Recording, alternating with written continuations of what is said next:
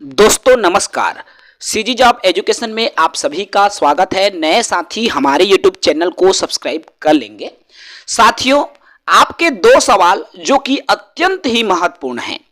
सवाल नंबर 1 है, सर शिक्षक वर्ग 2 एक ही तारीख है और वो तारीख है 25 अक्टूबर, तो क्या सभी विषय की परीक्षा शिक्षक वर्ग 2 सभी विषयों की परीक्षा 25 अक्टूबर को संभव है?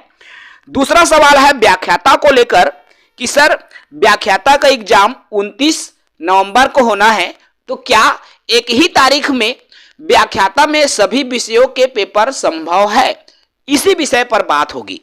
देखिए दोस्तों, अगर मैं बात करूं शिक्षक भर्ती 2019 की स्थिति के, तो शिक्षक भर्ती 19 में शिक्षक वर्ग 2 सभी विषयों की परीक्षा सेम डेट में हुआ था, एक ही तारीख में हुआ था, जिसमें आपका विज्ञान के पद आए थे, गणित के पद आए थे और अंग्रेजी के भी पद आए हुए थे और तीनों की परीक्षा सेम डेट में हुई थी।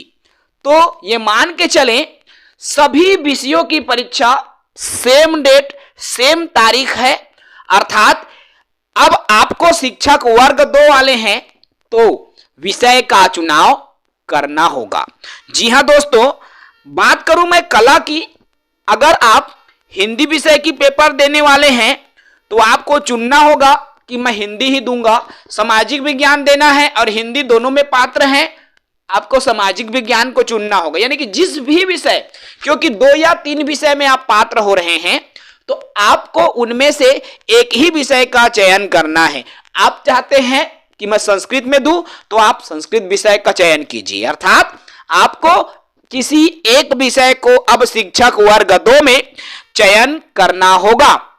मान लीजिए यहां पर 2 से अगर 4 बजे तक पेपर होता है, मान लीजिए दोपहर को, तो सेम 2 से 4 बजे के ही तारीख में, डेट में, टाइम में हिंदी के भी होंगे, अंग्रेजी के भी होंगे, गणित के भी होंगे, संस्कृत के भी होंगे, सामाजिक विज्ञान के भी होंगे। ऐसे में आप किस विषय के पेपर देंगे ये आपको तय करना होगा और यही स्थिति व्याख्याता के साथ भी होने वाली है। जी हां दोस्तों, व्याख्याता में भी कई सारे विषय रहेंगे और उन विषयों की परीक्षा भी एक ही डेट में है, यानी कि 29 नवंबर को होना है। अब यहां प्रश्न ये आ रहा है कि सर मैंने एमए किया है हिंदी में, एमए किया है संस्कृत में, गणित में एमएससी हूं, फिजिक्स में एमएससी हूं, तो मैं 3 विषय में पात्र हूं, लेकिन आप भी एक विषय को आप चुनेंगे और जिस भी विषय में आपकी पकड़ है, एमए या एमएससी मास्टर में जिस भी विषय में आपकी अच्छी पकड़ है, आप उसी विषय का चयन करेंगे और उसी विषय के आधार पर आप जो है प्रिपरेशन करेंगे। यहां सेंटर की बात आती है। सर जैसे मैं मान लीजिए मैं इंग्लिश वाला हूं, ठीक है, अब जो है मेरे सेंटर में क्या सभी लोग रहेंगे?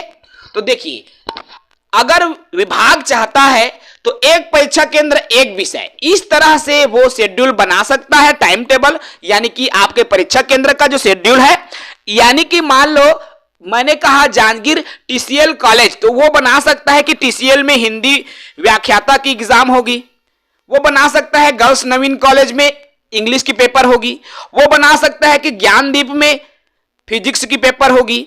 इस तरह से अगर वो चाहे तो ये तरीका, उस तरीका कई सारे हैं, ठीक है, या फिर 2 या 3 सब्जेक्ट एक एग्जाम सेंटर में, मतलब आपका टाइम टेबल, आपका रोल नंबर कहे, ठीक है, टाइम टेबल नहीं, आपके रोल नंबर उसी के हिसाब से जमा रहेगा। आप जिस विषय के परीक्षार्थी हैं, यानी कि आप लेक्चरर में जिस विषय की परीक्षा देने वाले हैं, उसी के ही अकॉर्डिंग आपके रोल नंबर रहेंगे और आपका एग्जाम सेंटर भी उसी के आधार पर रहेगा। तो सेम डेट में एग्जाम संभव है, हाँ, लेकिन अब आप एक ही विषय के लिए पात्र हैं, क्योंकि सेम डेट में एग्जाम, यानी कि आपको चुनना होगा किसी एक विषय को, क्योंकि आप उसी एक विषय में ही पेपर दे पाएंगे। तो आई होप आपकी समस्या यही थी, जिसका जवाब मैंने इस वीडियो के माध्यम से देने का प्रयास किया है। जो भी साथी जितने भी क्वेश्चंस आपके रहेंगे हम बिल्कुल लेने का प्रयास करेंगे, चूंकि सभी का जवाब कमेंट में दिया नहीं जा सकता है दोस्तों, इसलिए इंडिविजुअल जो है वीडियो बनाने की जरूरत पड़ती है।